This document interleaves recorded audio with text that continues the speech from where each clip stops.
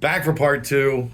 Sitting here with Carter Wilson, the what's the official title? Director of High School Recruiting. It's now assistant general manager, Okay. previously director of scouting, but I do oversee all of our high school process, start to finish, and work really closely with Cass Simmons and Tyjee Leach to make sure we're getting the right guys in here.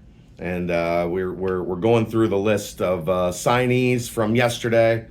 That might not be all. You never know. Might be missing one or two here, and maybe be back in a couple months for the second signing day. But let's go ahead and move to the defensive side of the ball, and we'll start. We started on the offensive line. We'll start on the defensive line. Lance Dawson, a guy that when he camped here was a complete unknown. You talk about development and growth over that period. He went from an unknown to a top 200 player in the country on 24/7. As is the case with those guys, it gets tough. It gets the competition heats up. You were able to hold on to him. What's that like in the 24 hours before signing day? And then when you finally get that, we're coming, the documents being sent. What's that process? For sure. So many people are to credit for that. Number one, we're fired up that Lance is going to be a Bearcat, and that he sees the vision and wants to be here, and that's the most important thing. But our general manager, Zach Grant, our position coach, Walt Stewart, DC Tyson Veit, and head coach Scott Satterfield all did phenomenal jobs in that last 24 hours to really lock it in and hold off, everyone else trying to come in at the last second and sway minds and whatnot. But they did a tremendous job continuing to sell the vision of the program and the city and the school. And at the end of the day, Lance is a Bearcat, and it's about the best feeling you could possibly have right there on signing day. It doesn't count until the fax comes through, right? Yep. They say they're coming, and you're like, okay, we believe you. But then that fax comes through as they're like, it's like you weren't around for like the old signing day, right? Like I was way back when we used to have the fax machine. Yeah, when everybody gathered around the fax machine, yeah. and there were like live updates, like from the like. That's for like you're looking at the. I guess it's an email now, probably, Yep. but everybody's excited when that digital transmission comes through. Yeah, it was like it was really like the same moment of having that commitment in the first place. It's like, okay, we did it, we got it, and we feel like we're a better football team because of it. Do you see him as an edge? Do you see him being able to move? Like, what's the vision for Lance, even though who knows with how a body grows and develops? Yeah, absolutely. I think for him, his body is going to continue to develop and grow. It's a big boy. He's a really big boy. And, these late risers, these guys who pop up later in the process, we don't just evaluate one point in time. It's not like I'm sitting down and I'm watching a tape in September and that's it and we're done and we have the one picture of the guy, right? We're tracking them over a period of time. So, he's somebody who we saw on tape as a junior at Avon. Obviously we recruited Jeremiah and they played on the same offensive line, the same defensive line together. And he's somebody who had a role there, and then we got him up in the spring and saw the body type and, met the person and learned about the character.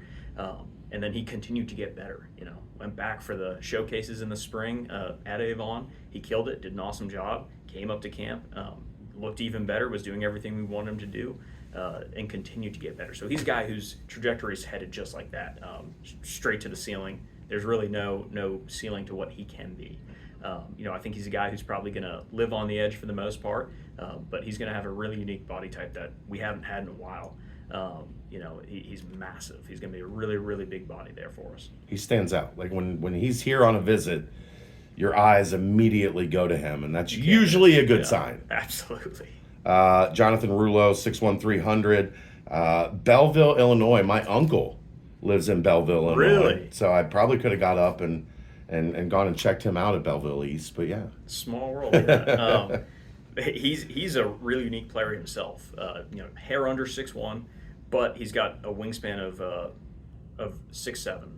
So he's got a really unique combination of arm length and broad shoulders that compensate for any lack of height there. Not to mention a multi-time national champion wrestler. Yeah. You can't speak enough about what that means for him as an athlete and a competitor. You got to have a special kind of mentality to line up on the mat and dominate like that as much as he has. He also ran a 5.1 at 300 pounds this past spring at a camp. So another unique combination of speed and explosiveness and size and length. Darius Simmons, 6'2". He's coming down from 335, right? That's what they said yesterday. But a big frame human. Really big human, and he's got the explosiveness trait as well. So he's able to unlock his hips and explode, and that's just a unique thing to have at that size. Most of these guys, once you get up to a certain size, you're kind of standing there needing space, but he's maintained his ability to move and especially be initially quick at that size, which is super, super important, obviously to disrupting the rhythm of the offensive play and creating penetration into the backfield. So, something that Coach Sad talked about yesterday was havoc players, and we feel like all across the front six here, between D-line and linebacker, Rouleau, Dawson, Simmons, and the linebackers, we got havoc players, guys that are going to disrupt and create chaos for the offense. You see him as more of a nose? Yes, he'll certainly play nose and just continue to recomp and get his body right. But he's another guy that's got a really, really high ceiling. And is Rouleau kind of nose, 3 technique, 5, is he? Man, he might be able to do whatever he wants. If you want to play some Mike Backer for us at 300, we'd find a way that he can run and make a bunch of plays. We'll go to linebacker. You're going to see some losses in that group. Was it important that we needed good numbers in this class to kind of refill that room? Absolutely, and I think one of the things about our scheme and what's asked of the linebackers is that you need big, strong, durable bodies, and that was kind of the theme across the board here, was getting size and length and explosiveness, and again, guys that disrupt. We don't want passive players. We want guys that are going to set the tone and create chaos for the offense. You want them aggressive, like Zach Stipe. Absolutely, just like Zach Stipe. Keegan Horn, 6'3", 225, back to Alabama for this one, Hueytown. Tell us about Keegan. Keegan's a really bad name, by the way. I love the name Keegan personally. I think it's a great name. Shout out Keegan. But for Keegan Horn, he's 6'2" and change, 225. Another guy that's got a 6'6" plus wingspan at that height. So, we really feel like that's somebody who has the width and length to continue to get bigger. And then he excels versus both the pass and the run. He's got really unique play strength, a testament to his levers and being able to extend and lock out. But he's got the ability to knock back offensive linemen, did it consistently on tape throughout his career, but then still be explosive and run and rush the passer and play sideline to sideline. So we feel like he's a guy who can do a bunch of different things for us and may be able to do some sub-rusher type stuff on the line, as he picks everything up. Adam Kirtley, local, Taft High School, 6 foot, 200 pounds. A lot of awards for Adam this year. What does he bring to the table? I think he brings mentality as much as anything else. He's another aggressive downhill player. If you watch his tape from this past year, you're going to see somebody that's triggering and going. Something our linebacker coach, Coach Braswell, always talks about is guys that hunt the football, and he's the definition of that. All these guys do it to a degree, but he's the guy who has a nose for it. He triggers and goes. And when he gets there, despite the fact that he's 200 pounds, he's knocking people back. A certified knockback tackler, really high contact speed, accelerating into contact. So he's got the physicality and the aggressiveness, and just a nose for the football. And obviously he's from Cincinnati, from a great program in Cincinnati, that we plan to be at for, the foreseeable future. The new Coleraine, Summer College. I'm not saying it, but some are calling it that. Jackson Newton, 6'3", 200, Anniston, Alabama, out of Wellborn High School. Absolutely. Jackson's somebody we had our eye on for the last couple of years. Absolutely. He's really twitchy. He's got absolute hops. If you look at any of his basketball stuff on Twitter, a really, really unique athlete there. I feel like he can do a little bit of stuff for us in space, and then continue to grow into his body and develop that box skill set as well. Evan Weinberg. I consider him Cincinnati, right? Absolutely. Springboro's, it's close enough. Like, it's right there. We'll annex Springboro for Cincinnati. Cincinnati. If you look at, TV markets, they're making Dayton, Cincinnati, one TV market, so then Springboro makes perfect sense. Cincinnati.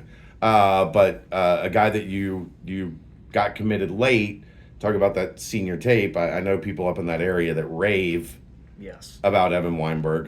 What'd you see in him, 6'3", 220? He's another guy who's a late riser, who actually came to camp 2 summers ago, summer of 24, and was good. He's somebody we're like, okay, we have to have our eye on moving forward.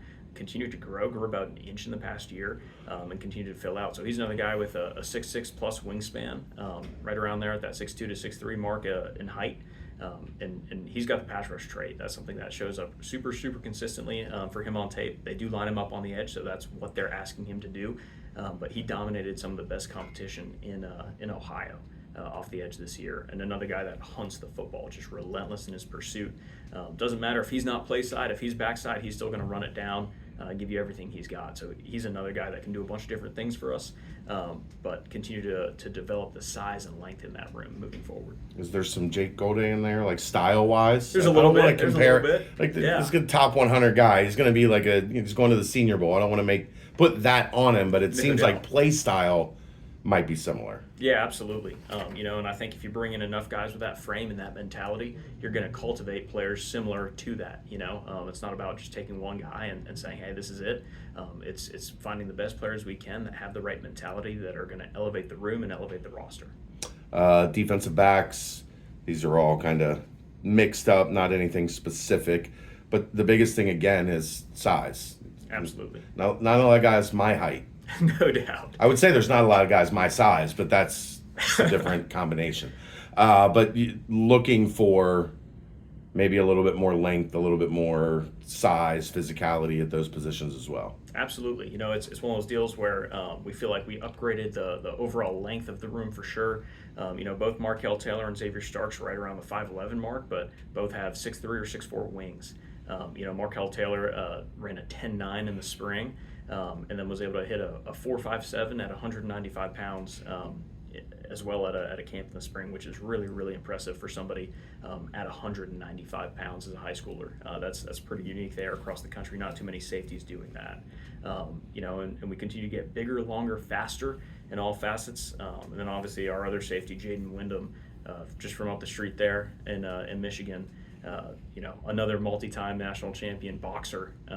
Can't say enough about somebody who's able to be excellent in all their athletic pursuits, and certainly have the mentality to go one-on-one combat with somebody else. It's your first boxer? It is my first boxer. Not too many of those guys floating around, but he's got the limbs and the levers, and certainly the physicality and mentality. Is that a footwork thing? Definitely some footwork in there, and coordination and hand-eye, as well as just overall body control.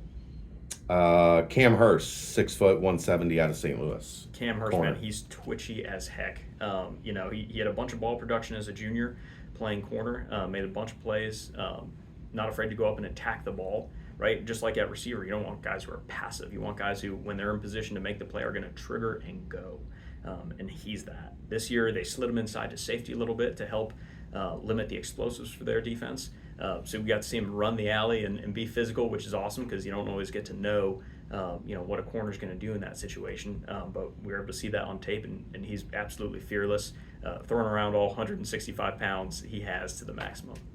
And then Jamarian McKinney, 6'2", 175, Greenville, South Carolina. Yes, Jamarian McKinney, man. He had a really strong senior year. Another guy that's over 6'1", leaning towards 6'2". Long arms, broad enough shoulders, and just really smooth. Kind of your prototypical corner movement skills, able to stay in the hip pocket, and just a reactive athlete in all facets. So somebody who can cover and make plays down the field, and it's a lot harder to fit the ball over a 6'1" or 6'2" corner who's in position than it is somebody that's significantly shorter. Xavier Starks, I don't know if that's how he pronounces his name or not, but this week that's how his name gets pronounced. Birmingham, Alabama, the fourth Alabama guy. Another one, 190, looks like he can play downhill, but is he more of a coverage? He does a little bit of everything. A little bit of everything. Us, which is awesome. His tape's actually not super different than Sank's. He's just a couple inches taller and a little faster. So we feel like he's going to be able to do a little bit of everything for us on the back end, not limited to one or two of the safety positions, but should be able to factor into all of them. And man, he's got contact speed. So another guy who's going to trigger and come downhill and run full speed into the ball carrier, which is a unique trait for sure.